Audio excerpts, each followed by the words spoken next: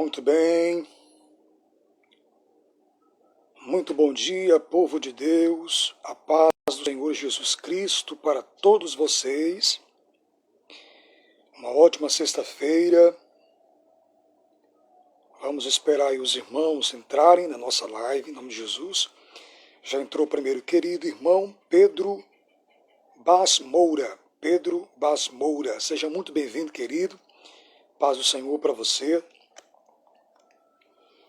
Queridos, ontem à noite nós fizemos uma live, mas infelizmente o meu celular estava quase descarregando a bateria e quando o celular descarregou, não deu para salvar a live, gente. Não deu para salvar a live. Então nós estamos hoje, tá certo? Repetindo a live de ontem. Nós estamos estudando o quarto trimestre de 2022, a lição 2, que tem por tema Vem o Fim, baseado no livro de Ezequiel, muito especialmente o capítulo 7, tá bom?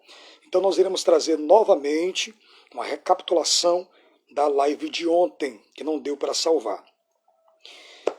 A paz do Senhor, meu irmão Hamilton Ferreira, seja muito bem-vindo aí.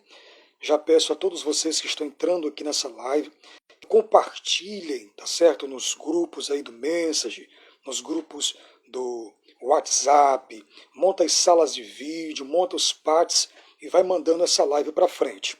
Fazendo assim, você é um instrumento de Deus para levar essa palavra às outras pessoas, tá bom?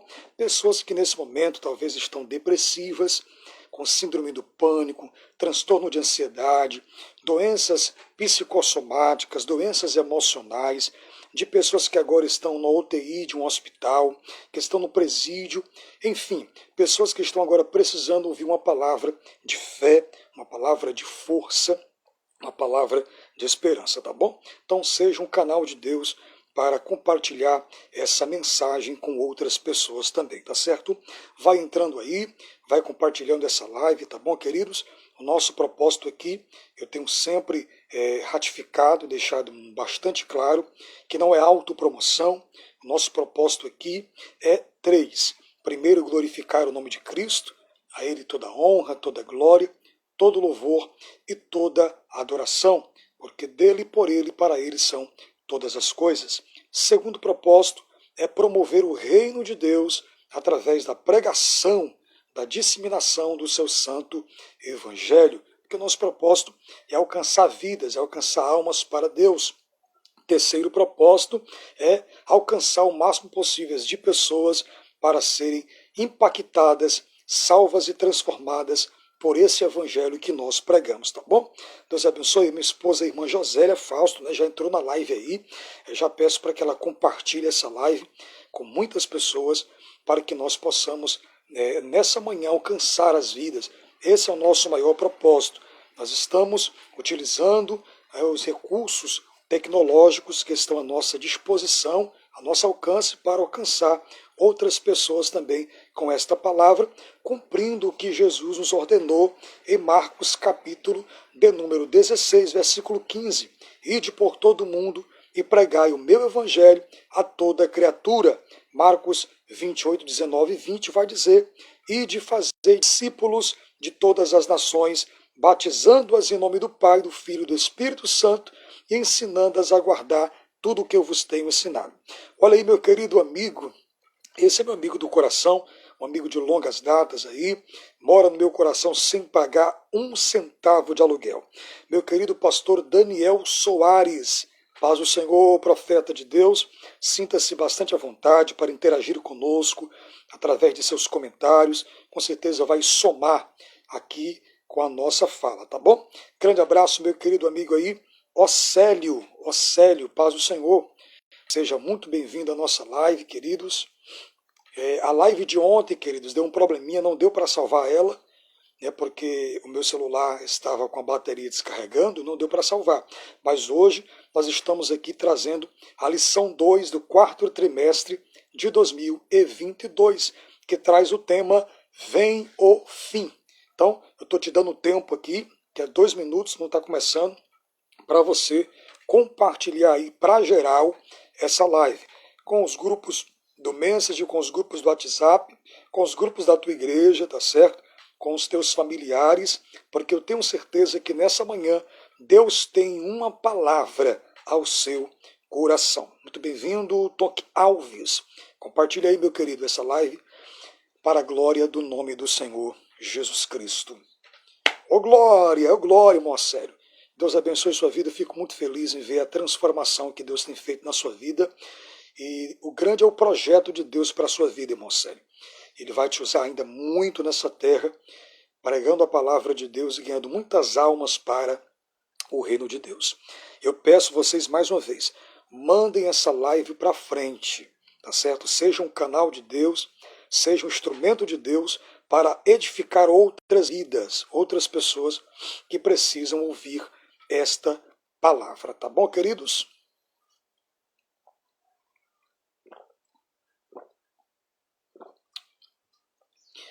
E só comunicando aos irmãos que ainda não conhecem o nosso trabalho no YouTube, tá certo? É só você ir lá e digitar Eduardo Medeiros. Aí você vai me encontrar lá, você aperta inscreva-se, ativa o sininho em todas as notificações para que você receba de primeira mão todo o vídeo novo, live que nós postarmos lá no nosso canal, tá bom, queridos?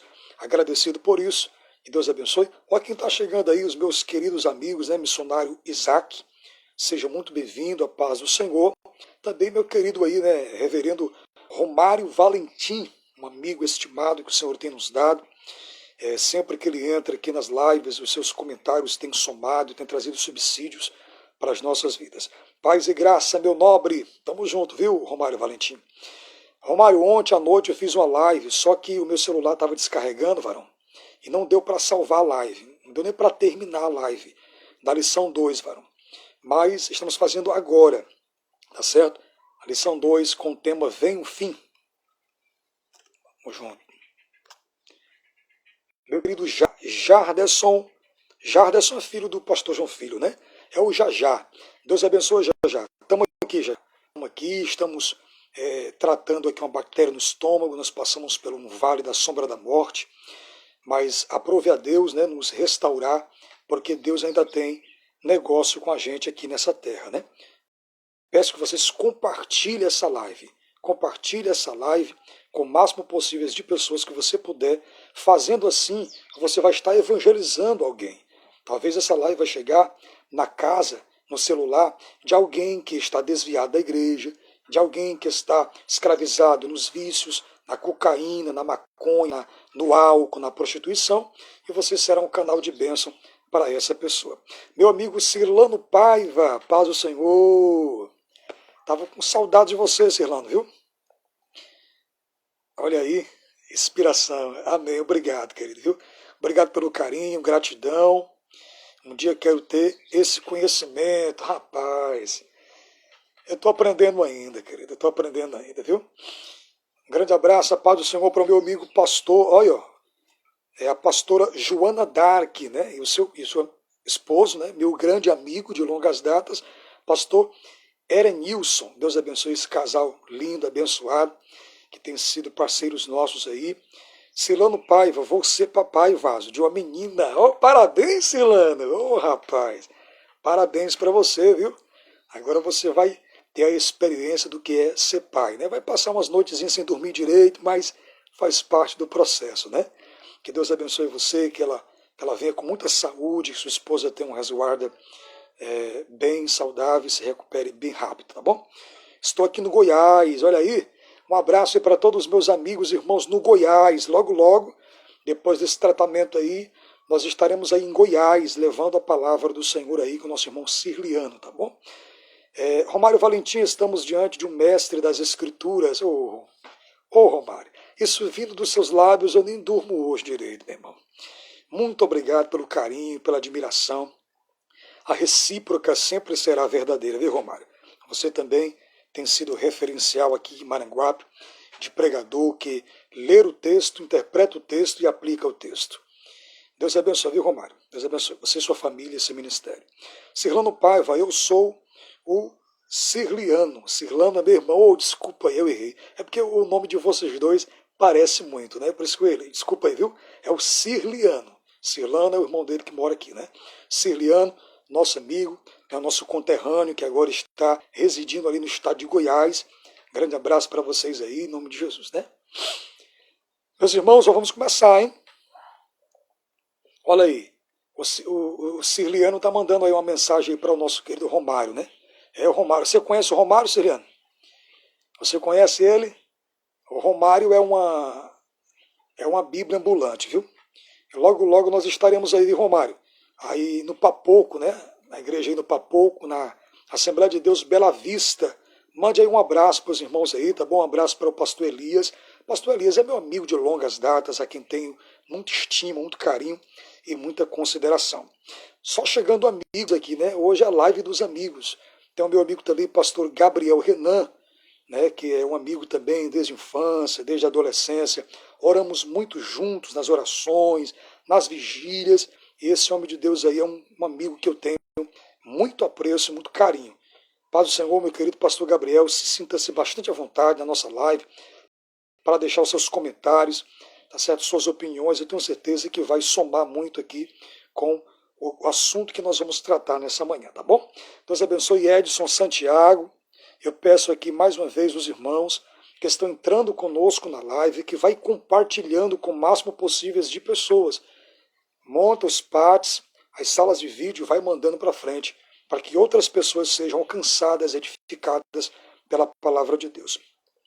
A live de ontem à noite deu um probleminha, pastor Gabriel. Tá certo? O meu celular descarregou rápido, não deu para salvar a live. E só avisando que essa live aqui, tá certo? É o meu canal no YouTube. Você que não conhece ainda o meu canal no YouTube, se você quiser conhecer, vai lá, Eduardo Medeiros, aperta inscreva-se, ativa o sininho, para que você receba todas as notificações, todos os novos vídeos que nós vamos estar postando em nome de Jesus, tá bom? Vamos orar agora, vamos falar com Deus para adentrarmos na nossa lição de hoje, cujo tema é Vem o Fim.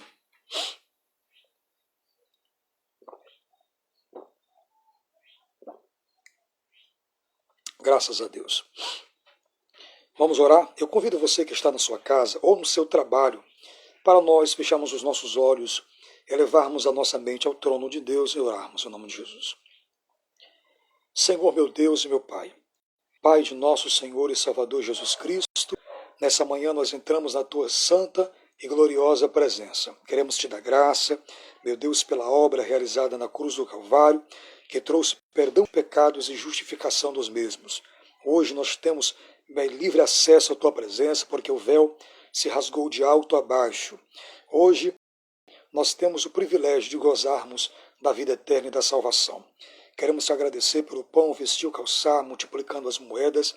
Não permita que falte o pão nos nossos lares, nas nossas casas, nos dando saúde, Senhor. Saúde para trabalhar, saúde para fazer a Tua obra. Quero te agradecer por mais um dia de vida. Quero também, meu Deus, louvar o Teu nome por esses estimados servos de Deus e amigos que estão entrando conosco nessa live. Abençoa cada um deles, as suas respectivas famílias, o seu ministério, usando cada um deles poderosamente. Eu entrego em Tuas mãos a minha família, a minha casa, minha esposa, meu filho, a minha vida, Pai, que a partir de agora o Teu Espírito Santo possa, meu Deus, ungir a minha mentalidade, me dando raciocínio rápido, objetividade, me inspirando nessa manhã a transmitir, meu Deus, aos Teus servos, a Tua igreja, que está ouvindo uma mensagem concisa, uma mensagem profunda e uma mensagem objetiva para os nossos corações.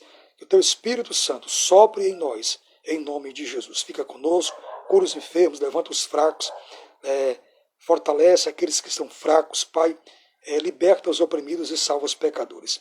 E que a Tua palavra, como ela diz acerca dela mesma em Isaías 55, 10 e 11, que assim que a chuva e a neve caem do céu e não volta mais para lá, mas rega a terra para que a terra produza a semente, assim a palavra que sai da tua boca, ela não volta vazia, mas produz o resultado pelo qual é enviada. Que a tua palavra vá e produza nos corações o resultado e o efeito pelo qual será enviada. Em nome de Jesus. Eu te oro e te agradeço. Amém. Amém, meus queridos. Marcelo Naus, seja muito bem-vindo, viu, querido? Deus abençoe. Marcelo Naus também é um amigo nosso aqui. Rafaela Fernandes, seja muito bem-vindo. Sargento Wesley, gratidão por sua presença aqui conosco, amado. Bora começar? Vamos começar, né? Compartilha essa live aí, queridos. Muito bem, amados, nós estamos estudando o quarto trimestre de 2022. Como já eu apresentei na primeira lição que nós trouxemos, o comentarista desse quarto trimestre, esse quarto trimestre, é o pastor Ezequias Soares. O pastor Ezequias Soares, ele é líder da Apologética Cristã, da CPAD, Casa Publicadora das Assembleias de Deus. É um homem bastante culto, um homem que tem muita bagagem teológica, e eu tenho certeza que nós iremos aprender muito durante esse trimestre com as aulas do pastor Ezequias, tá bom? Só lembrando aos irmãos aqui que eu não vou estar lendo a revista, gente. Eu vou estar apenas comentando cada tópico e cada subtópico para trazer subsídios para a sua sala de aula. Para você, meu amigo, professor de escola dominical, está aplicando dentro da sua sala de aula, e eu tenho certeza que a sua sala de aula as suas aulas se tornarão bem mais didáticas, interativas e pedagógicas, tá bom? Que Deus abençoe você, que você tenha uma ótima aula, tá certo? Que os seus alunos sejam abençoados e cresçam cada dia mais na graça e no conhecimento da palavra de Deus. Muito bem, trataremos sobre a lição 2, que tem o tema Vem o Fim.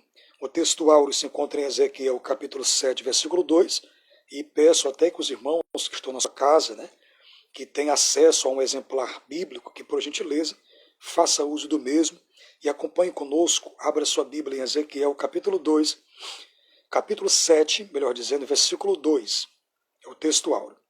Diz assim: E tu, ó filho do homem, assim diz o Senhor Jeová, acerca da terra de Israel: Vem o fim vem sobre os quatro cantos da terra. A verdade prática diz o seguinte: o atalaia de Deus soa o alarme do eminente perigo e anuncia que o inevitável juízo divino se aproxima.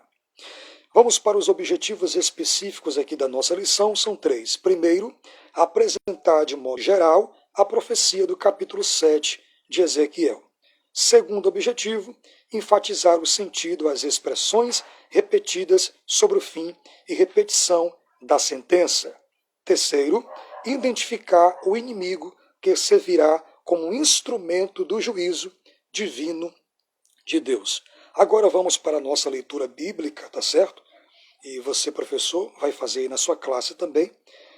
Ezequiel, capítulo 7, que é o capítulo que nós vamos estudar hoje, dos versos 1 até o versículo 10. Acompanhe conosco na sua Bíblia, tá bom? E não feche ela depois da leitura. Mantenha ela aberta, porque nós iremos discorrer em todo o capítulo 7 de Ezequiel. Diz assim, Ezequiel 7, do 1 ao 10. Depois veio a palavra do Senhor a mim, dizendo: E tu, ó filho do homem, assim diz o Senhor Jeová, acerca da terra de Israel: Vem o fim vem sobre os quatro cantos da terra. Agora vem o fim sobre ti, porque enviarei sobre ti a minha ira, e te julgarei conforme os teus caminhos, e trarei sobre ti todas as tuas abominações, e não te poupará o meu olho, nem terei piedade de ti, mas porei sobre ti os teus caminhos, e as tuas abominações estarão no meio de ti, e sabereis que eu sou o Senhor. Assim diz o Senhor Jeová: o mal, eis que só mal vem. Vem o fim vem, despertou-se contra ti, e eis que vem. Vem a tua sentença, ó habitante da terra. Vem o tempo, chegada o dia da turbação, e não da alegria sobre os montes. Agora, depressa derramarei do meu furor sobre ti, e cumprirei a minha ira contra ti, e te julgarei conforme os teus caminhos, e porei sobre ti todas as tuas abominações, e não te poupará o meu olho, nem terei piedade conforme os teus caminhos. Assim carregarei sobre ti, e as tuas abominações estarão no meio de ti, e sabereis que eu, o Senhor, castigo. Verso 10. Eis que é o dia, eis que vem. Veio a tua ruína, já floresceu a vara, e reverdeceu a soberba. Deus abençoe nosso querido irmão Giovanni, conferencista Giovanni, olha aí, coisa boa. Deus abençoe também nosso irmão Brito, sejam muito bem-vindos, queridos. Nossa irmã Brenda Maria, seja bem-vinda.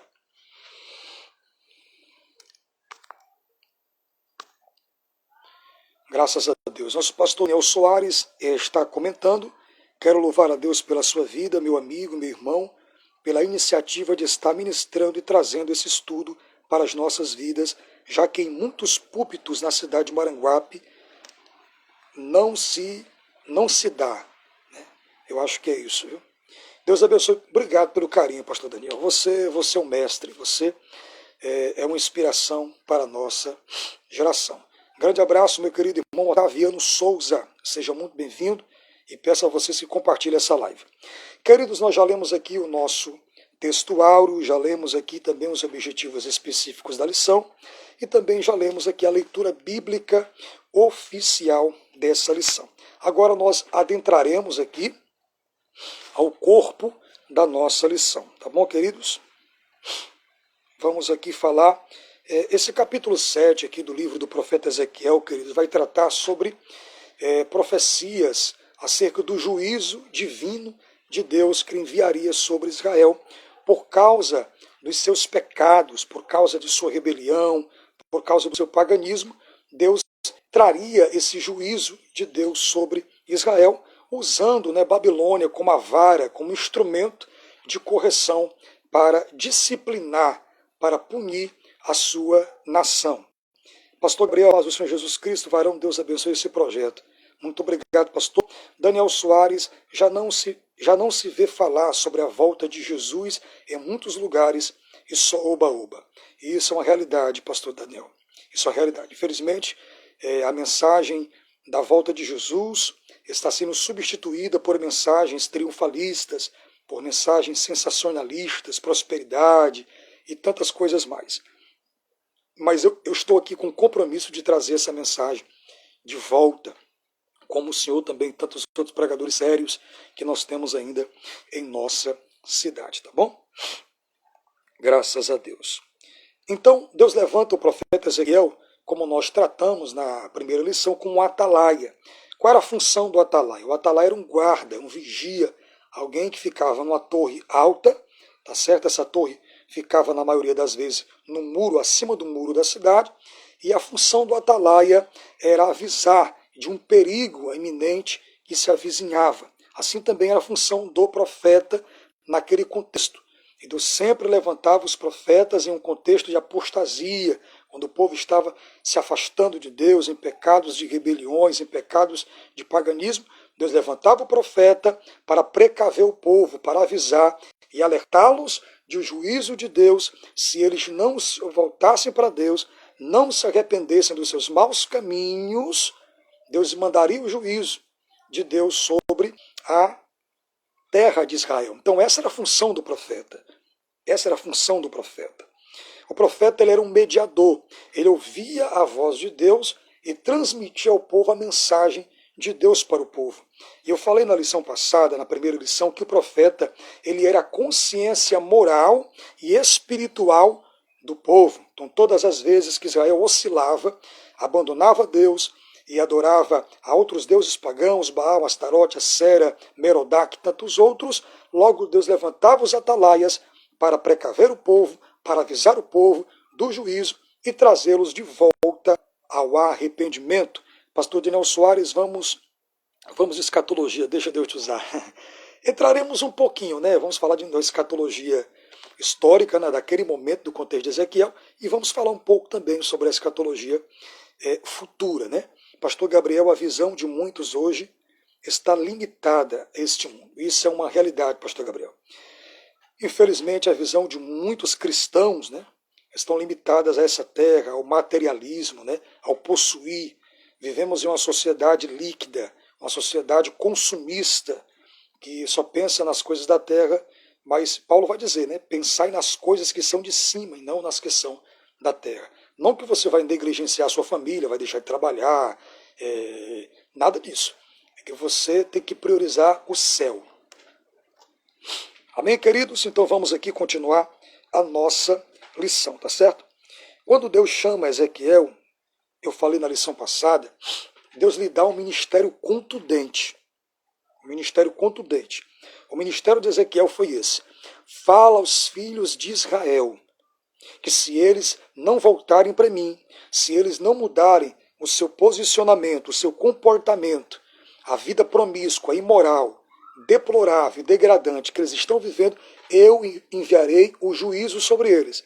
Eu enviarei uma punição sobre eles, que virá sobre a tutela de Nabucodonosor. Os caldeus virão e vão levar o povo cativo para a Babilônia. Mas o povo não quis dar ouvidos, não quis dar credibilidade às palavras do profeta Ezequiel. Mas Deus foi bem taxativo, Deus foi bem preciso e categórico para o profeta Ezequiel. Eles que ouçam ou quer deixem de ouvir, fala, eles são casa rebelde, mas eu te chamei para ser atalaia, para você falar da minha palavra, no afã de trazer o povo de volta ao arrependimento. E arrependimento é uma palavra grega que é metanoia.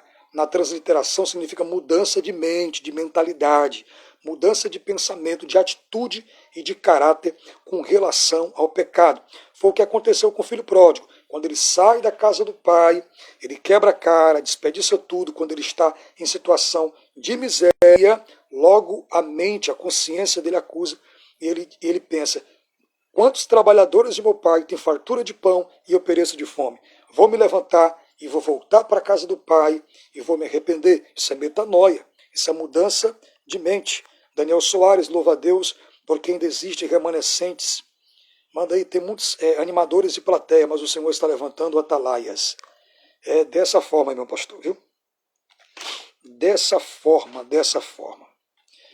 Queridos, o próprio Judas, falando aqui de juízo de Deus, o próprio Judas, né, o próprio Enoque, melhor dizendo, lá na Epístola de Judas, capítulo 1, versículo 14, vai dizer assim, Judas 1, você que está na sua casa e tem acesso a um exemplar da Bíblia, por gentileza, confira comigo. Judas 1,14 diz assim, ó, e destes profetizou também Enoque, o sétimo depois de Adão, dizendo, eis que é vindo o Senhor com milhares de seus santos, para fazer juízo contra todos e condenar dentre eles todos os ímpios, e por todas as suas obras de impiedade que impiamente cometeram, e por todas as duras palavras que ímpios pecadores disseram contra ele. Olha o 16. Estes são murmuradores queixosos de sua sorte, andando segundo as suas concupiscências, e cuja boca diz coisas muito arrogantes, admirando as pessoas por causa do interesse. Então, você percebe aqui que Enoque, o sétimo, que fazia parte da sétima geração após Adão, já teve essa visão panorâmica da vinda de Cristo e do seu juízo sobre todas as nações da terra. É nesse assunto que nós vamos tratar. Juízo de Deus sobre a casa de Israel e fazendo uma aplicação, uma contextualização para os nossos dias. Assim como Ezequiel foi levantado por Deus para trazer uma mensagem de juízo sobre Israel, se eles não se arrependessem dos seus pecados, nós hoje somos os atalaias de Deus, os porta-vozes do céu, que temos que trazer a mensagem do juízo de Deus para esse povo de hoje e trazê-los ao arrependimento. Tá certo, queridos? Oh, glória! Muita gente. Em toda a história bíblica, Deus sempre avisou o seu povo. E aí, Daniel? Nós vamos entrar agora exatamente nesse assunto. Os irmãos fiquem à vontade para mandar seus comentários. O comentário de vocês, irmãos, são muito bons, só agregam, só somam aqui a nossa fala, tá bom? Vamos lá, queridos. Só para nós entrarmos aqui no texto, vamos fazer aqui um paralelo histórico do povo de Israel. Deus escolheu o povo de Israel, queridos, para ser a sua nação modelo, para ser um paradigma, para ser um referencial de santidade, de pureza para as demais nações. Quando Deus chama Abraão, lá em Gênesis capítulo 12, com a idade de 75 anos, ainda habitando em Ur dos Caldeus, na Mesopotâmia antiga, segundo o historiador, seu pai, Terá, era fabricante de estátuas de deuses pagãos que eram adorados naquela época. Mas Abraão, dentro do seu coração, da sua mente, tinha um pensamento: deve haver um Deus soberano, maior do que esses deuses que meu pai fabrica. Os deuses que meu pai fabrica têm olhos, mas não enxerga, tem nariz, mas não cheira, tem boca, mas não fala, tem ouvidos, mas não ouve, tem mãos, mas não apalpa, tem pés, mas não anda. Então Deus chama Abraão dizendo assim, ó, sai da tua terra, da tua parentela, da casa de teu pai, e vai para uma terra que eu te mostrarei. Então Deus não coloca na mão de Abraão um mapa para que ele fosse se localizando, um GPS. Abraão sai às cegas, como está escrito lá em Hebreus 11, na galeria dos heróis da fé, quando faz referência a Abraão, ele sai crendo na promessa de Deus. E Abraão habita na terra de Canaã, como em terra alheia, lá ele cresce. De Abraão, para nós sintetizarmos, veio Isaac, de Isaac veio Jacó, de Jacó veio os seus 12 filhos, né, a qual deu origem às 12 tribos de Israel. O seu filho mais novo se chamava José, ele foi vendido pelos seus próprios irmãos por causa da inveja, dos ciúmes que havia dos seus irmãos com relação a ele. Ele é vendido para a terra do Egito, depois de sofrer muito, servir na casa de Potifar, caluniado pela esposa de Potifar, passou muito tempo na prisão, ele se torna o chanceler mor, o governador do Egito, algo inédito, porque não havia esse cargo lá. Então Deus, quando ele quer abençoar e honrar alguém, ele faz aparecer leis, cargos onde não existe. E o que é que acontece, queridos? O que acontece? Logo José, ele chama a sua família, seu pai, seus irmãos, para morarem ali na terra de Gósen, uma terra bastante fértil, que ficava no delta do rio Nilo. O tempo se passa, José morre, tá certo? E se levanta outro faraó, de uma outra dinastia, que não conhecia a história de José, não foi fiel à aliança que o faraó o antecedeu, fizera com José e sua família. E logo esse povo, que essas almas, que eram 75 almas que desceram ao Egito, agora estão grandes, são mais de 2,5 milhões de hebreus ali no Egito. O faraó se sente enciumado com o crescimento deste povo. Pensava ele, esse povo já é maior do que nós, se eles se rebeliarem contra nós, alugarão os nossos inimigos e irão nos vencer. Ele ordena que as parteiras matassem todos os meninos machos que nascessem da semente dos hebreus. E entre eles nasce Moisés. O povo passa 430 anos, queridos, escravizados, subjugados, debaixo do jugo de Faraó, até que Deus levanta o libertador Moisés e com mão forte, com braço estendido, o Senhor manda 10 pragas sobre a terra do Egito, e cada uma dessas pragas era Deus mandando um recado para um deus egípcio. Deus está dizendo para Faraó, dizendo para os deuses do Egito, eu sou maior, eu sou o Senhor, eu sou soberano, eu mando no céu, eu mando na terra, eu mando na natureza. O Egito é solapado, o Egito é sucateado. O país quase que entra em um colapso econômico por causa dessas 10 pragas. E a última praga, você sabe, foi a morte dos primogênitos. E Deus orientou o povo, matem um cabrito, reúna a família, se uma família for pequena, se junte com outra família, coloque o sangue sobre as vergas das portas, para que à meia-noite, quando o anjo da morte passar, a casa marcada com sangue será poupada. Daí vem o significado da Páscoa. Páscoa, uma palavra hebraica, pessar, passar por cima, poupado, guardado, protegido. Nós que temos a marca do sangue de Cristo, que entregamos a nossa vida a Cristo, nós somos poupados da condenação. Nós estamos livres do juízo divino que está para vir por causa do sangue do Cordeiro de Deus que foi derramado na cruz do Calvário. Então, aquele ritual apontava para Cristo Jesus, o nosso sacrifício. O tempo passa, o povo passa 40 anos dando volta no deserto, uma viagem que duraria em torno de 40 dias. Mas por que passaram tanto tempo ali no deserto? Por causa da murmuração do povo, das queixas do povo. Toda aquela geração que saiu do Egito morreram no deserto, com exceção de Josué e Calebe, porque creram e acreditaram na promessa de Deus e não olharam para os obstáculos, não olharam para as barreiras, não olharam para as circunstâncias. Passado o tempo, eles estão prestes a entrar na terra, Moisés é morto, Moisés é recolhido por Deus, e agora a incumbência de dar continuidade, de dar sequência à obra de Deus, está com o grande líder militar, Josué. Josué se sente capaz, Deus como psicólogo vai lá, conforta Josué, anima Josué, e Josué se levanta, faz o povo atravessar o Jordão e conquistar a terra que Deus prometeu a Abraão, Isaque e Jacó, que era a terra de Canaã. Só que Deus ele deixou bem claro, Deus deixa bem claro, queridos, aqui no pacto deuteronômico, lá em Deuteronômio 21 e 22, que quando o povo entrasse na terra que Deus havia prometido que eles daria, eles deveriam expulsar de lá as nações pagãs, tá certo? As nações pagãs, e deveriam permanecer fiéis a ele. Se você abrir a sua Bíblia, confira comigo em Deuteronômio, capítulo de número 28, o pacto deuteronômico que Deus fez com Israel, Deus deixou bem claro. Deus deixou bem claro, se vocês permanecerem obedientes a mim, vocês serão benditos. Bendito, onde vocês chegarem, tudo que vocês fizerem, vocês serão abençoados. Mas se não me obedecerem, as maldições virão sobre vocês. Então, você observa que séculos antes, Deus já estava avisando e alertando o povo acerca da obediência. Olha o que diz Deuteronômio 28, 1 e 2. E será que se ouvires a voz do Senhor teu Deus, tendo cuidado de guardar todos os seus mandamentos, que hoje te ordeno, o Senhor teu Deus te exaltará sobre todas as nações da terra, e todas essas bênçãos virão sobre ti e te alcançarão, quando os ouvires a voz do Senhor teu Deus. Vamos continuar aqui no 3 e 4.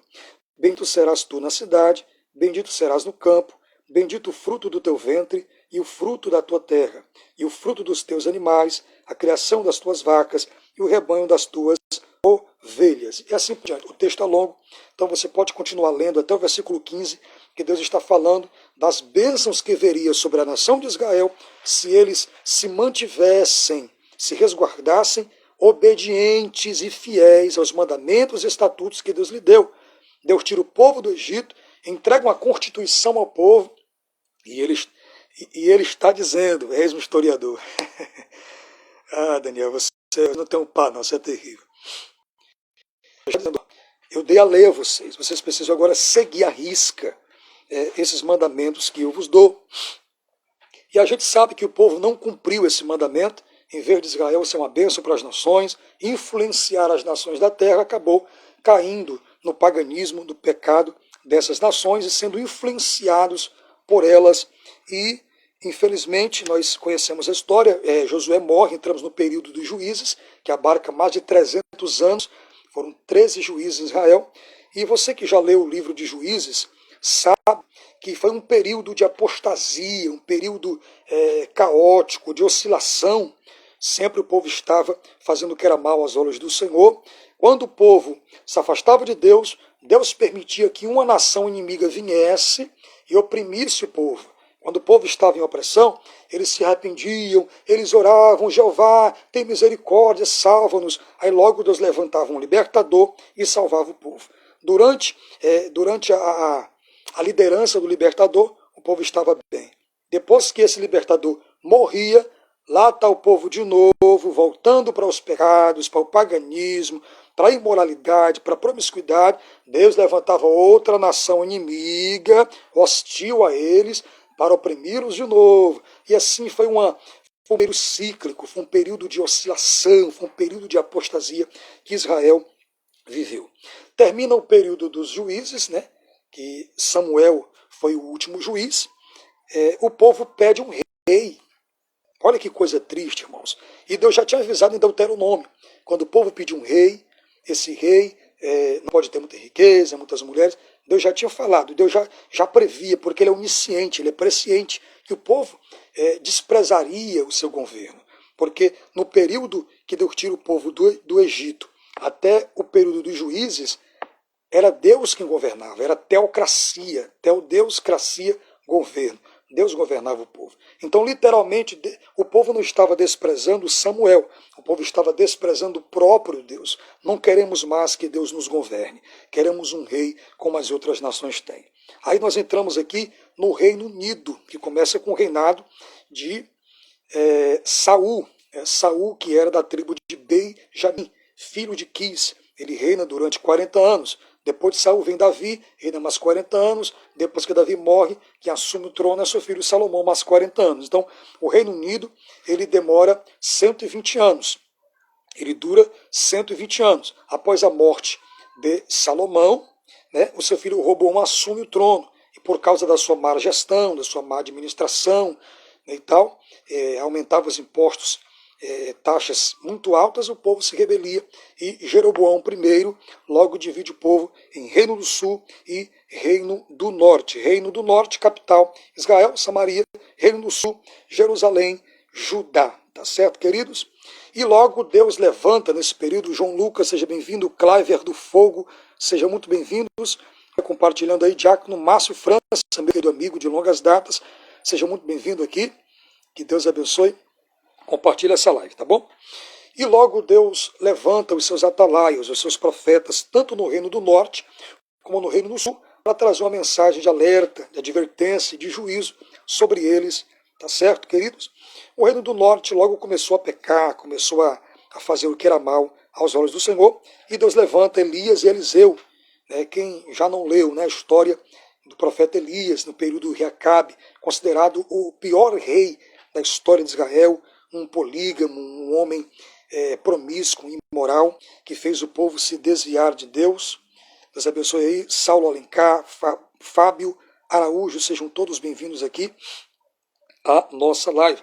E Deus levanta Elias com uma consciência moral do povo para trazê-los de volta para Deus. Um dos grandes erros de Acabe, queridos, foi casar com uma mulher fenícia, filha de Etbaal, adoradora de Baal, e a Será, que era Jezabel. Ela logo implanta o culto a Baal e a Será dentro de Israel, e o povo começou a viver uma dubiedade, adorava a Deus e adorava a Baal. Então Elias foi o instrumento de Deus para trazer a mensagem ali de juízo sobre o povo. E todos nós conhecemos a história. No Reino do Sul, Deus levanta Obadias, Jonas, Amós, Miqueias, Oséias, Isaías, Ezequiel, Daniel e tantos outros profetas para trazer o povo de volta para Deus. Nosso irmão Mário Valentim está comentando, é como Deus diz a Ezequiel no capítulo 3, verso 7, o povo é de rosto obstinado e de duro coração. É dessa forma. Diácono Márcio França, nobre amigo Eduardo, Trovão, Pai do Senhor. Deus abençoe, viu, meu querido Diácono Márcio. Irmã Eliata Gomes aí, né, a levita, cantora Eliata Gomes, seja muito bem-vinda, minha querida, nossa live aqui. Estamos estudando a segunda lição com o tema Vem o Fim. Então, Deus ele levanta aqui, queridos, vários atalaias, vários profetas para avisar o povo do juízo e para que eles se arrependessem e voltassem para Deus, porque se eles se arrependessem, era condicional, e ouvissem a voz de Deus, eles seriam poupados do juízo de Deus. E por causa dos pecados do Reino do Norte, logo acontece a queda, o Reino do Norte cai no ano 722 a.C. e é levado para o cativeiro assírio por Tiglath-Pileser II, e todos nós conhecemos, né, a história. Eles não voltam mais para a sua terra. Os poucos que ficaram ali na região de Samaria, o que é que Tiglath-Pileser faz? Ele pega outros povos de outras raças, de outras nações, e levam para povoar a região de Samaria. E os poucos samaritanos de sangue que ficaram ali se misturaram com esses outros povos, e houve uma miscigenação de raças e de nações. E esses poucos não conseguiram manter suas tradições, não conseguiram manter sua fé, o culto, mas acabaram caindo no paganismo e nos costumes idólatras dessas nações dali, por isso que havia uma rincha entre judeus e samaritanos, porque embora os samaritanos fossem irmãos de sangue dos judeus, eles se miscigenaram e se misturaram ali no paganismo dessas nações. Deus abençoe a irmã Irlane, Josué, Camila Fares, Renato, Pai do Senhor, um abraço, queridos. E logo eles caem. E o Reino do Sul, lá na frente, também acaba caindo no mesmo pecado. Deus levanta Isaías, Miqueias, Nahum, Sofonias, Jeremias, que foi o que mais avisou o Reino do Sul acerca dos seus pecados, conhecido como profeta chorão, chorava no afã de ver o povo se arrepender. É nesse período aqui degradante que ele escreve o livro Lamentações de Jeremias, né? Esses profetas todos profetizaram, queridos, antes do cativeiro, tá bom? Antes do cativeiro babilônico, tá certo? Até que no ano 605 começa o cativeiro, né? E no ano 586 acontece a queda de Jerusalém. Jerusalém é destruída, os seus muros são queimados, o templo de Deus é destruído, os utensílios sagrados que havia no templo são levados para o templo do deus Marduk, que era o deus ali adorado entre os babilônicos. Muitos são mortos a fio da espada, e na primeira leva 10.000 judeus são transportados para a Babilônia, entre eles Daniel, Azarias, Misael e Ananias também são levados para o cativeiro. Mas como diz o hino do nosso irmão Raimundo Araújo, falta de aviso não foi. Deus já vinha avisando há séculos antes que o povo precisava obedecer. Se não obedecesse, as maldições viriam sobre eles. E Deus mandaria nações hostis oprimi-los. Tá bom, queridos? Vamos trazer aqui para vocês 4 perspectivas com relação ao castigo que Deus trouxe sobre Israel. A primeira perspectiva que alguns judeus tinham é que havia alguns judeus que entendiam que o castigo já havia sido esgotado, né, com eventos que aconteceu em 547, que foi a tomada de Babilônia, né, e a espera pela repatriação do povo judeu. Então, eles tinham essa mentalidade. Já deu. O juízo de Deus já se esgotou sobre nós. Eles pensavam assim, porque nós estamos pagando pelos pecados dos nossos pais e não pelos nossos pecados. Mas, na verdade, eles estavam pagando pelos pecados deles. Tem até um versículo em Jeremias que diz que os pais comeram uvas verdes e o dente dos filhos que embora. Não. Aquela nação está pagando pelos pecados deles, porque eles estavam repetindo os mesmos pecados que os seus pais praticaram. Se eles tivessem se mantido obedientes a Deus, eles não estavam passando por isso. Então, a ideia de que o crente deve sofrer, né, desse pessoal da teologia da prosperidade, né, da confissão positiva, que o crente fiel não pode sofrer, e o crente que é pobre está debaixo de maldição e tal, isso não existe. Jesus foi bem claro em suas palavras: no mundo tereis aflições, mas tem bom ânimo, eu venci o mundo. O salmista vai dizer: muitas são as aflições do justo, mas de todas elas o Senhor o livrará. Entendeu? Então, sofrimento faz parte da nossa vida. Jesus sofreu, mataram e crucificaram Jesus. Pedro, Paulo, os apóstolos sofreram de forma cruel e horrenda. Milhares de cristãos foram jogados nas arenas, comidos pelos leões, pelos tigres, pisoteados pelos touros. Milhares de irmãos nossos agora, no século XXI, estão sendo mortos na Coreia do Norte, nesses governos ditatoriais que proíbem a pregação do Evangelho. Estão sendo mortos agora, gente, por causa do Evangelho. O Evangelho é sofrer. Olha o que Jesus disse em Mateus 5,12. Bem-aventurados sois vós, quando vos injuriarem, perseguirem e mentindo disserem todo mal contra vós, exultai e alegrai-vos, porque assim também perseguiram os profetas que foram antes de vocês. Paulo sofreu por Cristo, e ele se gloriava, ele se alegrava em sofrer por Jesus. Na carta aos Filipenses, ele está dentro de uma prisão e está mandando mensagem para os irmãos de Filipos: alegrai-vos, exultai-vos, alegrai-vos. Eu estou preso, mas a palavra não está presa. Isso é loucura aos olhos dos homens. Um camarada preso que tinha motivos subejos para ficar em depressão, triste, querer morrer, mas ele está confortando o coração de outros irmãos. Então, evangelho é sofrimento, evangelho não é triunfalismo, evangelho é sofrer, é abnegação, é renúncia, é negar-se a si mesmo, é tomar a sua cruz, é seguir a Cristo. Isso é evangelho. A segunda perspectiva que alguns judeus tinham, eles adotavam a ideia fatalista, certo? De que Deus foi infeliz, eles eram felizes por seus pecados, por estar pagando por pecados de seus antepassados, e eles diziam que Deus é injusto. Deus é injusto em nos punir, porque quem pecou foi nossos pais, não foram nós. Mas nós sabemos que essa geração repetiu os pecados dos pais. Por isso é importante nós aprendermos com a história, para não repetirmos os mesmos erros da história. Nós estamos sofrendo pelos pecados dos pais. A nova geração não aprendeu com as gerações passadas, não mudaram o seu posicionamento. Terceira perspectiva: Deus nunca poderia castigar sem desprestigiar a si mesmo aos olhos dos pagãos.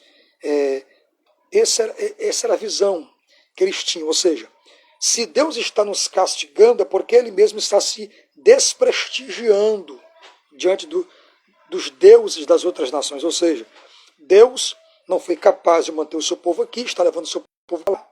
Porque o Deus das outras nações é mais poderoso. Então, é mais ou menos isso o que eles estão tentando falar aqui.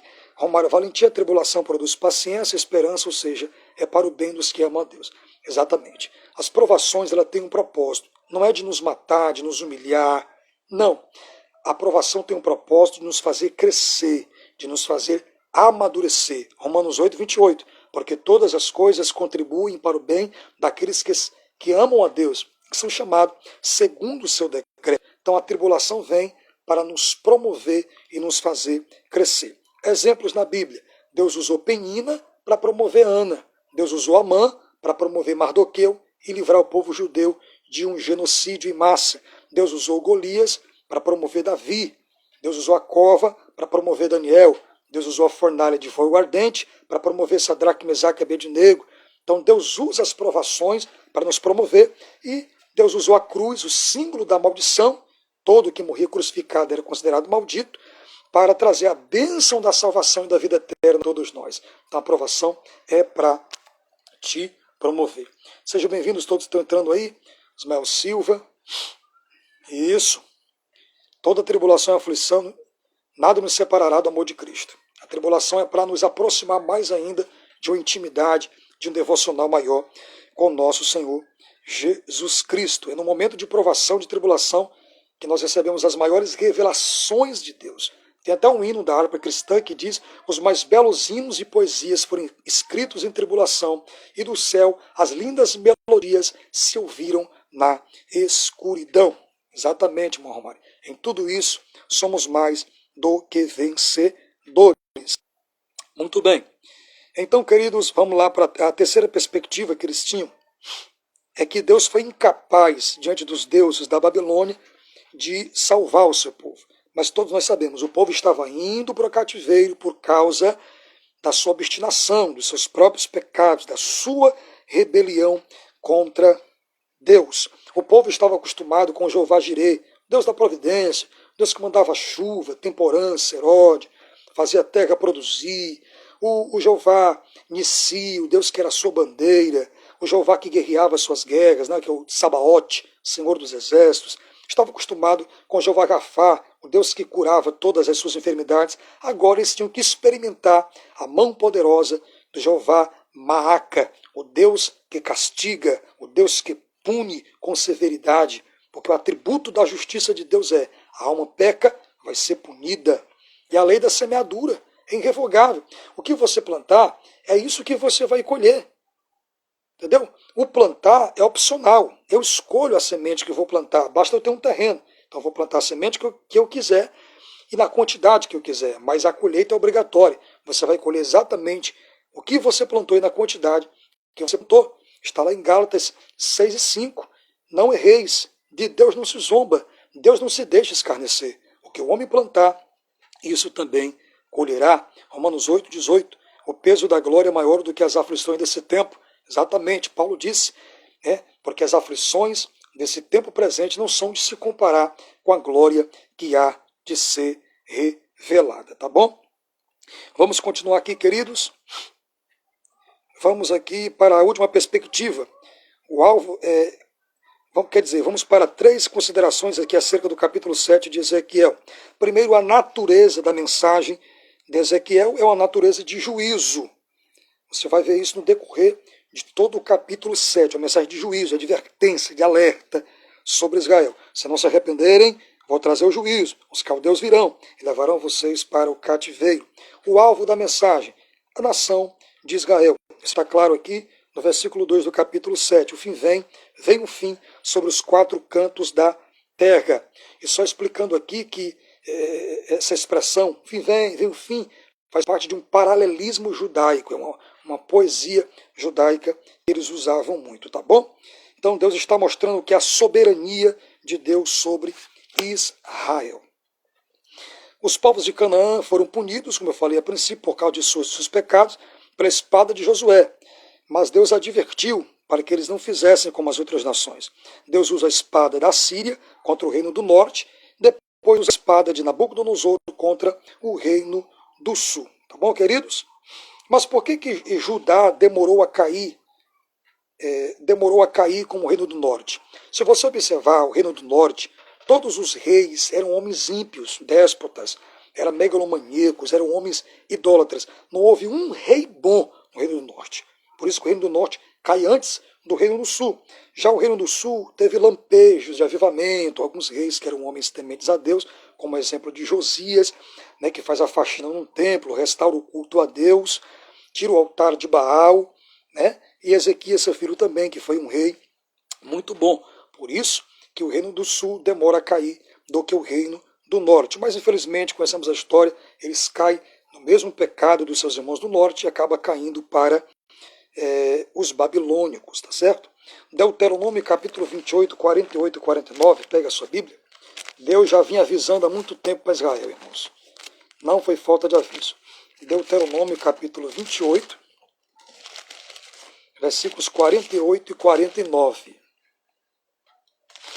Deuteronômio 28, acompanhe conosco, versículos 48 e 49.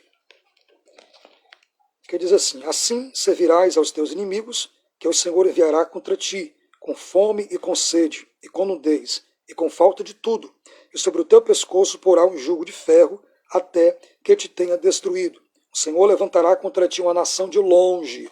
Veja que Deus já tinha precavido o povo há séculos atrás, da extremidade da terra, que voa como águia, nação cuja língua não entenderás, nação feroz de rosto, que não atenderá para o rosto do velho, nem se apiedará do moço. Olha aí, Deus estava avisando.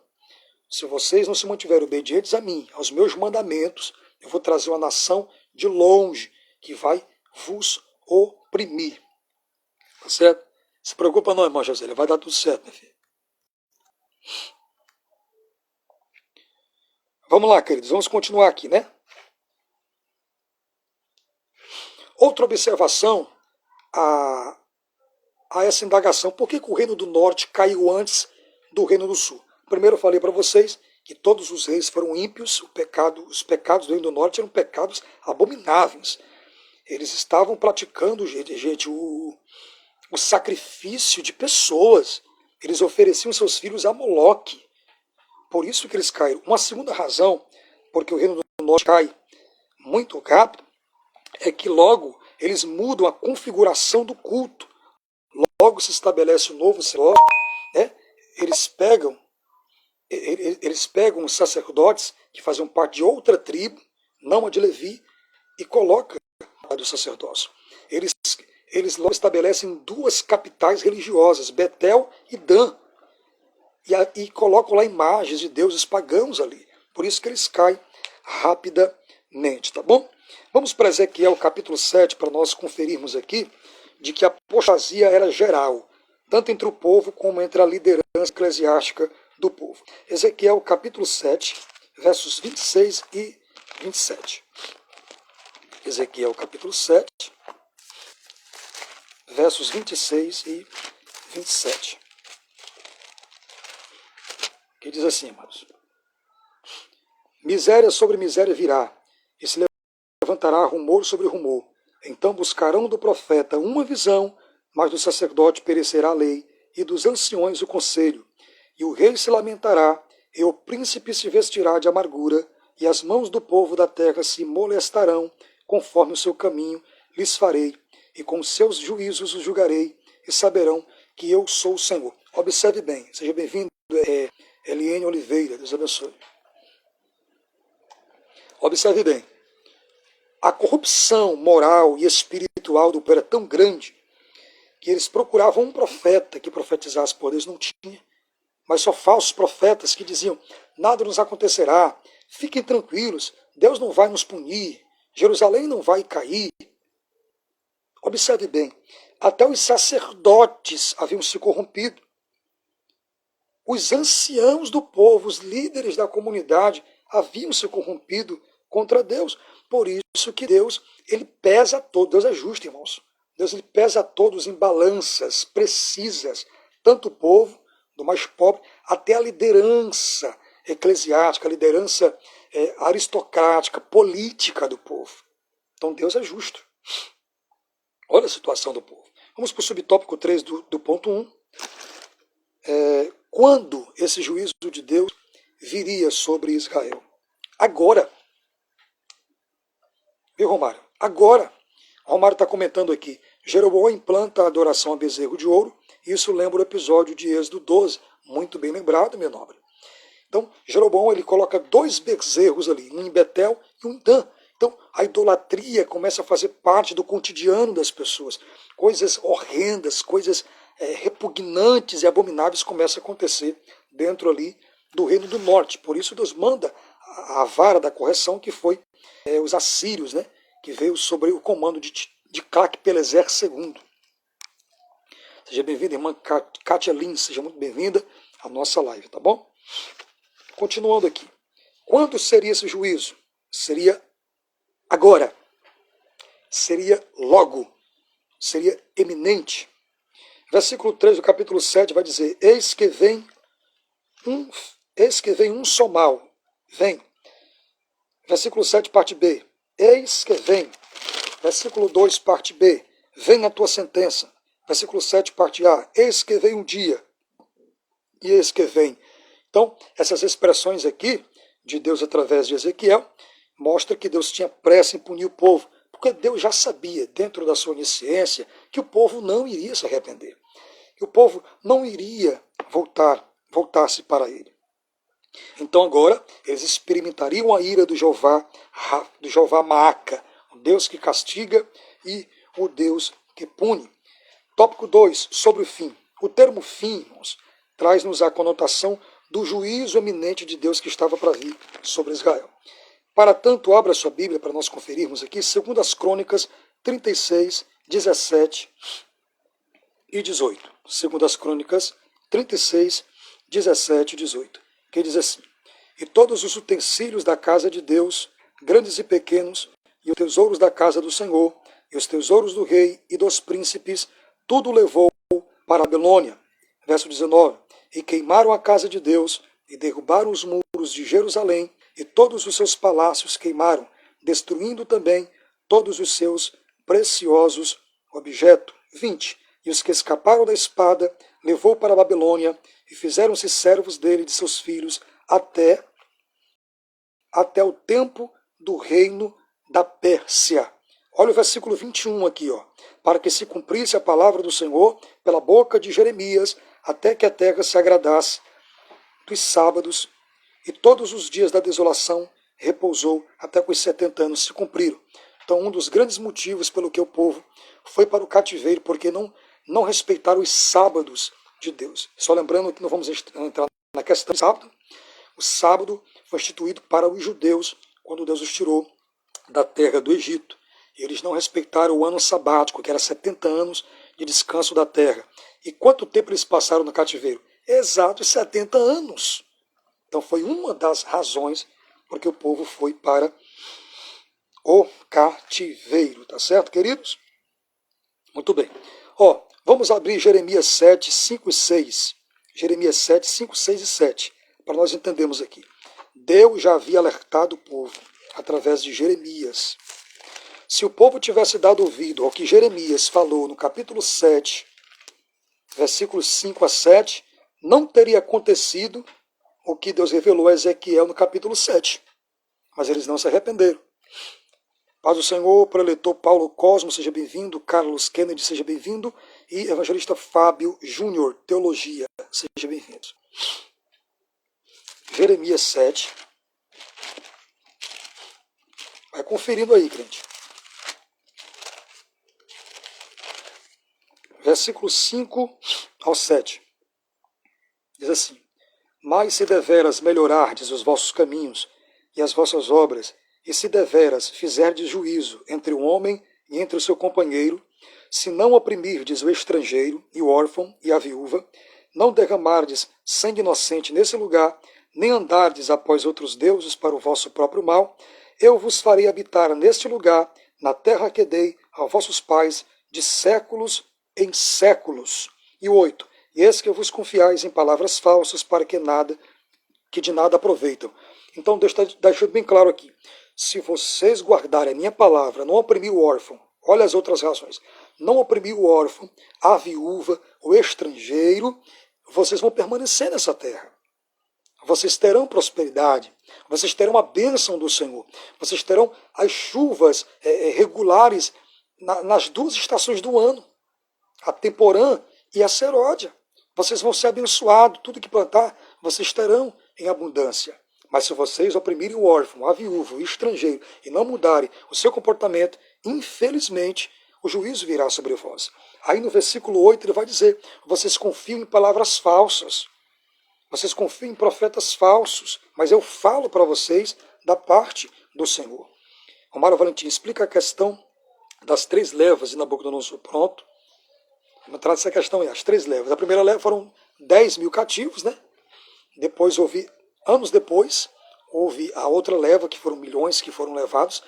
Depois, Romário, eu vou trazer um estudo mais aprofundado, porque eu já estudei essa questão, um estudo mais aprofundado, porque nós estamos hoje nos detendo apenas na mensagem de juízo de Deus, um alerta de Deus para o povo, tá bom? Mas eu vou trazer, ainda nessa live aí essa questão, tá bom? Mas depois eu vou marcar outra live para a gente discorrer de forma mais pormenorizada, mais detalhada, mais meticulosa acerca dessas 3 levas, viu, Romário? Então vamos continuar. Queridos, então, por causa da rebelião do povo, ele foi levado para lá. Vamos agora para Romanos 11, 21 e 22, que diz Paulo, Romanos 11. Deus é justo, irmão. O que você plantar, você vai colher. Romanos 11, 21 e 22. Romanos 11, 21 e 22. Que diz assim a palavra do Senhor. Porque se Deus não poupou os ramos naturais, está tratando aqui dos judeus, teme que não te poupe também a ti?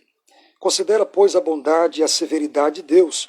Para os que caíram, severidade. Mas para comigo, a benignidade de Deus. Se permaneceres na sua benignidade, de outra maneira, também tu serás cortado. E também eles, se não permanecerem na incredulidade, serão enxertados. Porque poderoso é Deus para os tornar a enxertar. Então Deus está falando aqui sobre Israel. Certo? Os ramos naturais era Israel. Aí lá na frente, no 24, vai falar do jambuzeiro bravo, que eram os gentios que foram enxertados nessa mesma bênção, nessa mesma promessa. Porque Jesus disse assim, João disse assim, ele veio para os que eram seus, mas os seus não receberam. Mas todos quantos receberam, deu o poder de ser feito filhos de Deus. Então a promessa veio para todos. E hoje, né? Como disse Paulo em Efésios, a barreira da separação foi quebrada e de 2 povos Deus fez um só. Hoje é a igreja. O judeu convertido, ele se torna igreja. E o verdadeiro Israel somos nós que obedecemos a Deus, somos filhos de Abraão pela fé. Tá bom? Isso, Romário. Mas vai dar certo, viu? Já estudei esse assunto, é muito bom. Gildelvan Martins, oficial, Deus abençoe, viu? Então, queridos, o que Paulo está tratando aqui, Romanos 11, a partir do versículo 22, é que Deus é bondoso, mas é severo também. Ele é bondoso com aqueles que andam na integridade, aqueles que obedecem aos seus mandamentos. Ele é severo para aqueles que abandonam a sua lei e abandonam os seus mandamentos. Está bem claro aqui, tá, irmãos? Tudo bem. Vamos continuar. Né? O povo, irmãos, vivia... Olha os pecados do povo. Ezequiel 3. Vamos voltar em Ezequiel lá. O povo era idólatra materialista. O povo era soberbo e se sentia autossuficiente. Foi isso que culminou no cativeiro.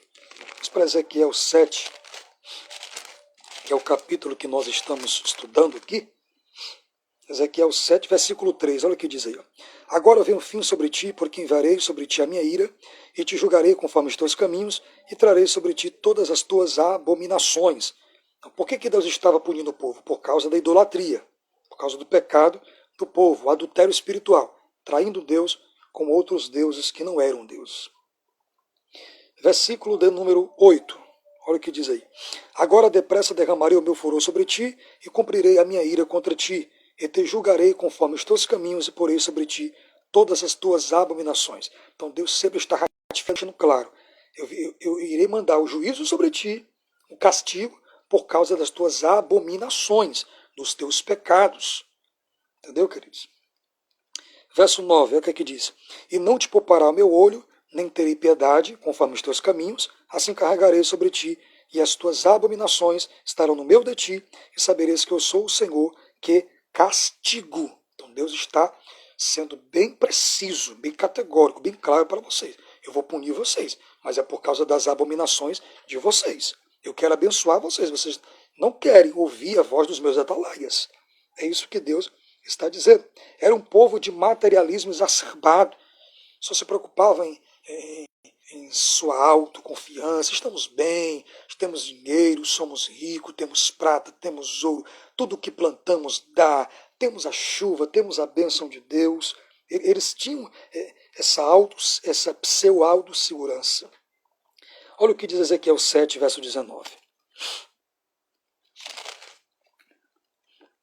Ezequiel 7, 19.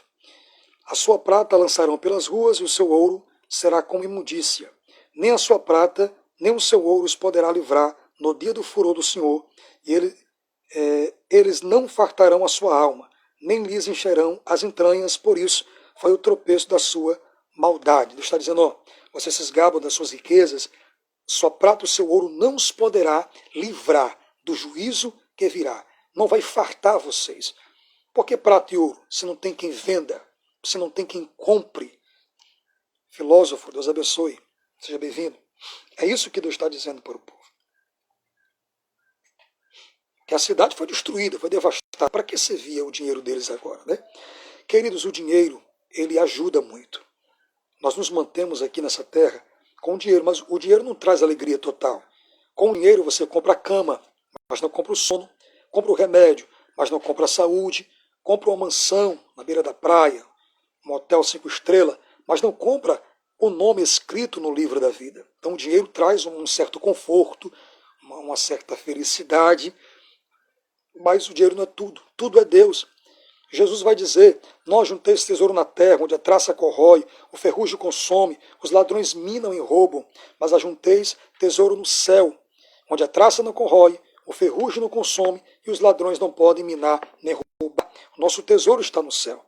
Não estou falando que você não possa construir riquezas, adquirir riquezas com o seu trabalho honesto, com o seu esforço, com a sua inteligência. Nada disso. Estou dizendo para você que a riqueza, o dinheiro, é um ótimo servo, mas é um péssimo senhor. Não é o dinheiro que tem que te administrar, é você que tem que dominar, ser o senhor do seu dinheiro. Jesus contou uma história de um rico insensato, que a sua colheita tinha dado 100% e tal, e no ápice da sua soberba, da sua avareza, ele vai dizer, farta-te minha alma, come, bebe e descansa, porque tu tens em depósito alimento para muitos anos, para muitos dias. E é tanto que ele começa a construir novos celeiros maiores, porque não comportou de tanta fartura que teve. E lá do céu vê a voz, louco, ainda hoje pedirão tua alma. E tudo que tu tens reservado, para quem será? Para quem ficará? O que adianta um homem ganhar o mundo inteiro vindo a perder a sua alma? E Jesus vai dizer, onde está o vosso tesouro, estará o vosso coração. Você não pode orar a Deus e a Mamon, que são as riquezas. Então, querido, não é pecado você ser rico. A Bíblia Sagrada está cheia de figuras e personagens que eram homens ricos, que eram homens prósperos. Abraão, ele tinha uma grande mão de obra, muitos animais, muitos servos. Jó, o mais rico da terra do Oriente. Salomão, o mais rico de todos os tempos. Não houve um homem rico como Salomão até hoje. Então, o pecado não é possuir riqueza. O pecado é a riqueza me possuir. O pecado não é você ter dinheiro. O pecado é o dinheiro te dominar. É isso que é pecado. Paulo vai dizer lá em Timóteo, o amor ao dinheiro é raiz de todos os males. Não é o dinheiro em si. O dinheiro é importante para nos mantermos. O dinheiro tem que ser administrado. É o amor exacerbado, a avareza com dinheiro, mata para ter dinheiro. Se for preciso, trai um amigo para ter dinheiro. Entendeu? Romário Valentim. Estou terminando já, viu, gente? Por no mínimo 5 vezes Deus fala que vem o fim vem isso. Deus é incisivo. Deus alerta o povo várias vezes. Falta de aviso não foi. É isso aí, meu amigo. Pinheiro, Pinheiro Rosiane, seja bem-vindo. Pastor Ezequiel, seja bem-vindo. Estamos caminhando já para o fim da nossa lição, viu, queridos? Então, eles tinham essa autossegurança, nada não vai nos acontecer, né? E tem pessoas que acham que riqueza, que dinheiro, que fama, tudo isso é sinal da aprovação de Deus. Não. Você pode até prosperar. Isso não significa que Deus está aprovando a tua conduta, o teu caráter. Um dia a fatura vai chegar. Vamos lá. Último ponto sobre o inimigo. Já floresceu a vara, verso 10 do versículo 7. Que vara era essa? Era a Babilônia. A vara da correção que Deus usou para punir, para disciplinar, para corrigir o povo foi a Babilônia. E a Babilônia foi pedagógica. O povo aprendeu com aquilo. É tanto que se você estudar, depois de 70 anos, quando o rei Artaxerxes permite que o povo volte para reconstruir o templo, a cidade, os muros, nunca mais um judeu se dobrou diante de um ídolo de um Deus. Porque Deus ensinou o povo. Só eu que sou digno de adoração. Versículo 10, parte B. Reverdeceu a soberba. Olha aí. Mesmo Deus usando Babilônia para corrigir o povo, e Deus chama Nabucodonosor de seu servo, porque ele foi o instrumento de Deus para punir o povo continuou na soberba. O povo continuou ali na prepotência, não quis mudar o seu posicionamento, o seu comportamento e a sua vida. É o que acontece hoje, irmão. Nós pregamos o evangelho, mas o povo não quer dar ouvidos. O povo não quer largar o pecado. É o que diz João 3,17. A luz veio ao mundo, mas os homens amaram mais as trevas do que a luz, porque as suas obras eram mais. Porque todo o que vem para a luz, as suas obras são manifestas. Por isso que o povo não quer largar o pecado. Em terceiro lugar, o rei Nabucodonosor e a Babilônia foi esse instrumento de Deus para o povo. Para nós terminar, Ezequiel 7,16 até o 18. Ezequiel 7,16 ao 18. Né? Diz assim: E só escaparão os que deles se escaparem, mas estarão pelos montes como pombas dos vales, todos gemendo, cada um por causa da sua maldade. Todas as mãos se enfraquecerão, todos os joelhos destilarão águas, e se cingirão de panos de saco, e os cobrirá o tremor, e sobre todos os rostos haverá vergonha, e sobre toda a cabeça haverá calva. Olha aí, ele está mandando juízo sobre eles. Aquela sociedade era uma sociedade idólatra, traíram Deus por outros deuses, era uma sociedade materialista, soberba e autoconfiante. Foi isso que fez com que eles fossem para o cativeiro. Para terminarmos, vamos agora para 2 Pedro, capítulo 2. Deus, ele é severo, Deus é justo. Se você plantou, você vai colher. 2 Pedro, capítulo 2. Estou terminando agora, viu? Do versículo 2 até o versículo 9. E muitos seguirão as suas dissoluções, pelas quais será blasfemado o caminho da verdade, e por avareza farão de vós negócio com palavras fingidas, sobre os quais, já de largo tempo, não será tardia a sentença, e a sua perdição não dormita. Porque se Deus não poupou os anjos que pecaram, olha, nem os anjos, mas havemos lançado no inferno, os entregou às cadeias da escuridão, ficando reservados para o juízo, e não poupou e não perdoou o mundo antigo, mas guardou a Noé, pregoeiro da justiça, mas com 7 pessoas, ao trazer o dilúvio sobre o mundo dos ímpios, e condenou a subversão às cidades Sodoma e Gomorra, reduzindo-as a cinza e pondo-as para exemplo aos que vivessem piamente. E livrou o justo Ló, enfadado da vida dissoluta dos abomináveis, porque este justo, habitando entre eles, afligia todos os dias a sua alma justa, pelo que via e ouvia sobre as suas obras injustas. Verso 9. Assim, sabe o Senhor livrar da tentação os piedosos e reservar os injustos para o dia do juízo, para serem castigados. Verso 10. Mas principalmente aqueles que, segundo a carne, andam em concupiscências de imundícia e desprezam as dominações, atrevidos, obstinados, não receiam em blasfemar das autoridades. Então aqui, Pedro deixa bem claro, irmãos, bem claro, para aqueles que vivem na dissolução, para aqueles que vivem na avareza, para aqueles que vivem em suas próprias concupiscências, virá o juízo de Deus. Deus não poupou nem os anjos que pecaram, que se rebeliaram contra Deus, mas os reservou ao inferno, em cadeias eternas, ao juízo eterno. Ele não poupou também o mundo antigo, mas livrou a Noé e mais 7 pessoas. Não poupou Sodoma e Gomorra, não poupou, mas livrou Ló. Então, se você é temente a Deus, se você é justo, você será poupado. Temos o exemplo de Ló, temos o exemplo também da cidade de Nínive, que se arrependeu com a pregação de Jonas. É isso que Deus disse para Jeremias. Se eu estabelecer um decreto para matar, para destruir a nação e ela se arrepender, eu me arrependerei também. Mas se não se arrepender, o juízo permanecerá. Se você está fazendo o que é errado, você vai sofrer sim a pena e o juízo de Deus. E só para terminar, 2 Pedro 3, 2 Pedro 3, verso 3 a 5, diz assim, irmãos: sabendo primeiramente isso, que nos últimos dias viram escarnecedores, andando segundo as suas próprias concupiscências, e dizendo, onde está a promessa da sua vinda? Olha aí, desdenhando. Porque desde os pais dormiram, todas as coisas permanecem como desde o princípio da criação. Eles voluntariamente ignoram isto, que pela palavra de Deus, já desde a antiguidade, existem céus e a terra, que foi tirado da água e no meio da água subsiste. Então, Deus mandou o juízo sobre o mundo por causa dos pecados. E hoje nós somos os atalaias de Deus, que fomos levantados, comissionados para trazer uma mensagem de juízo sobre este mundo. Haverá um dia em que todos nós prestaremos conta com Deus. A mensagem de Deus é essa para você. Arrependa-se dos seus pecados e se volte para Deus. O cálice da ira de Deus. O livro vai ser aberto. Haverá um período de tribulação sobre a terra. Você que ainda não entregou sua vida para Jesus agora, eu faço um apelo para você. Entregue a sua vida para Cristo. Jesus disse, eu sou o caminho, a verdade e a vida. Ninguém tem acesso ao Pai senão por mim. Paulo vai dizer, 2 Timóteo 2,5, há um só Deus, um só mediador entre Deus e os homens, Jesus Cristo, o homem. João 8,32, conhecereis a verdade vos libertará. O verso 36 diz, se pois o Filho, que é Cristo, vos libertar, verdadeiramente sereis livres.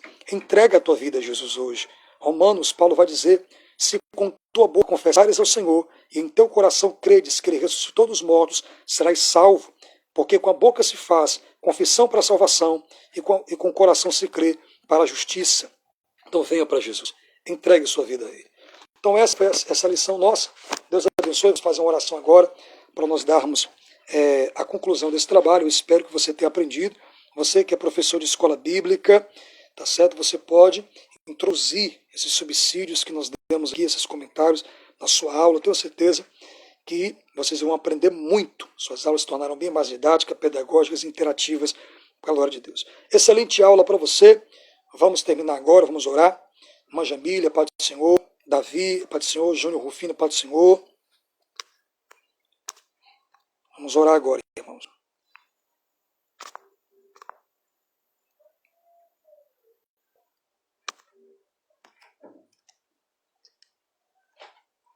Vamos orar? Na próxima aula vamos falar um pouquinho sobre as abominações, né? E só avisando a vocês que não conhecem ainda o nosso canal no YouTube, gente, vai lá. Eduardo Medeiros. Aperta inscreva-se, ativa o sininho para receber todas as notificações de vídeos que nós postarmos lá, tá bom? Lembrando que esse vídeo aqui, essa lição 2, estará lá no meu canal. Deixa o like para ajudar a nossa comunidade a crescer e os comentários. Vamos orar? Você que está doente agora, está fraco, vamos orar agora para que Deus possa curar você. Você que está entregando a sua vida para Jesus, vamos orar por você agora. Você que está voltando, né, para Cristo, vamos orar por você. Senhor nosso Deus e Pai, te damos graça por essa lição abençoada. Eu tenho certeza que nós extraímos muitas lições tremendas para aplicarmos na nossa vida espiritual. Senhor, abençoa todos os irmãos, os pastores, as irmãs que entraram nessa live, que a bênção do Senhor alcance você, alcance sua casa, alcance sua família, que Deus abençoe seu ministério, que todo aquele que está doente agora seja curado, onde estiver alojada a enfermidade, no pulmão, nos rins, nos pâncreas, na vesícula, nos ossos, no sangue, no coração, seja curado em nome de Jesus Cristo. Você que está oprimido, seja liberto agora. Você que está caído, se levante. Você que está fraco, receba a força de Deus agora. Receba o refrigério do Senhor. Você que está entregando a sua vida para Cristo, receba o perdão de pecados agora. Cristo te abraça. Cristo te faz uma nova criatura. Tu serás um pregador, tu serás uma pregadora do Evangelho. Receba a bênção de Deus nessa manhã, em nome de Jesus Cristo, para a glória do Senhor, Deus Pai Todo-Poderoso. Amém, queridos? Deus abençoe. Essa foi a lição 2 do quarto trimestre de 2022, com o tema Vem o Fim.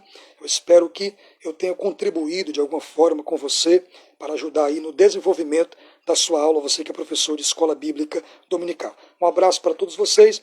Voltamos amanhã com mais uma live na lição 3. Não percam. Deus abençoe. Paz do Senhor para todos vocês e continue orando por nós. Vamos para o segundo tratamento da bactéria do estômago aí e creio que Deus vai nos curar 100% e nós vamos voltar a ministrar com mais força, mais poder em nome de Jesus. Deus abençoe, queridos. Bora, pai, que ela